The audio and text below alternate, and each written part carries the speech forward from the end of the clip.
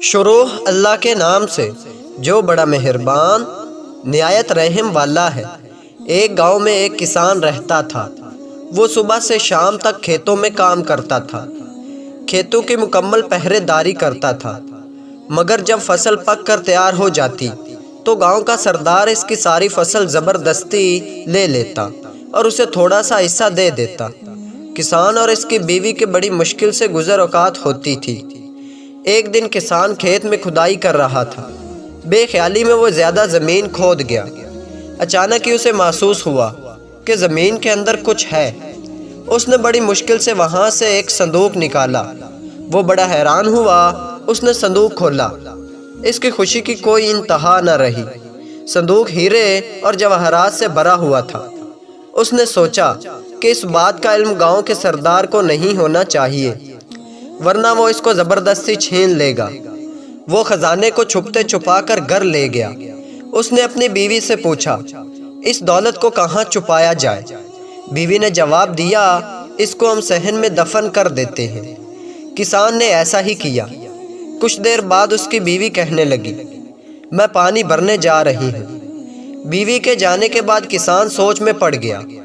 وہ اپنے دل میں کہنے لگا کہ میری بیوی اس دولت کا ذکر دوسری عورتوں سے ضرور کرے گی اور پھر اس راز کا علم سردار کو بھی ہو جائے گا۔ یہ خیال آتے ہی کسان اٹھا اور ہیروں سے بھرا صندوق صحن سے نکالا اور گھر سے باہر ایک خفیہ جگہ میں دفن کر دیا اور واپس آ گیا۔ جب اس کی بیوی گھر آئی تو اس نے سنجیدگی سے کہا، کل ہم جنگل سے مچھلیاں پکڑ کر لائیں گے۔ بیوی نے حیران ہو کر کہا، مچھلیاں اور جنگل سے؟ خوشی سے تمہارا دماغ تو خراب نہیں ہو گیا؟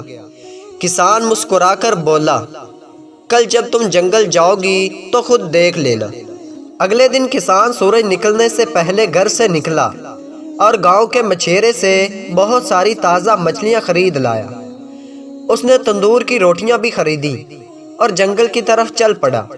وہاں ایک جگہ دیکھ کر اس نے مچھلیاں زمین پر پھیلا دی اور کچھ آگے جا کر درختوں پر روٹیاں لٹکا دی۔ یہ سب کام کر کے وہ گھر واپس آ گیا۔ اس کی بیوی ابھی تک سو رہی تھی۔ جب سورج نکلا تو کسان اپنی بیوی کو لے کر جنگل کی طرف چل پڑا۔ اس کی بیوی نے زمین پر مچھلیاں دیکھیں تو حیران رہ گئی۔